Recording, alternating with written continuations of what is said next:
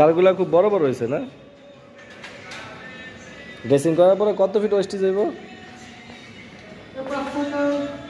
5-6 fit. 5-6 call হইব কা?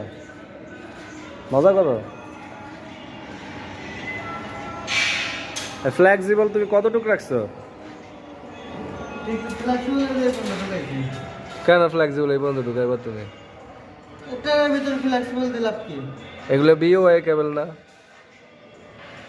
ভিতরে কাল তো তার তো পরেই থাকবে।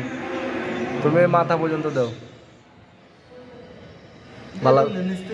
তুমি ভিতর থেকে কেবল যেহেতু ফ্রি আছে, এই যে মাথা পর্যন্ত দাও। ভিতরে পুরো কেবল ফ্লেক্সিবল ঢুকিয়ে দিবা, বুঝছো?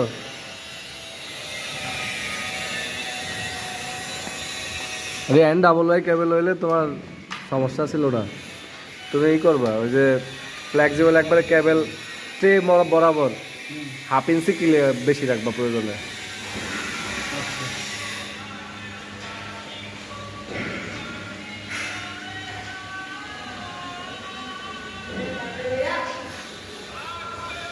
আর এগুলো কি জয়েন্ট দিতেছে না?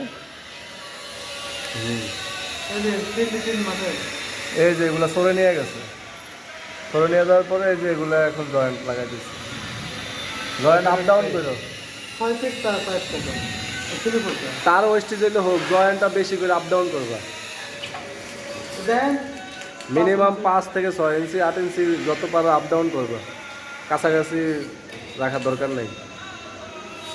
নিউট্রাল আর্থিন একটু দূর কাছাকাছি হলে সমস্যা নাই, কিন্তু ফেসগুলো যেন দূরে দূরে থাকে।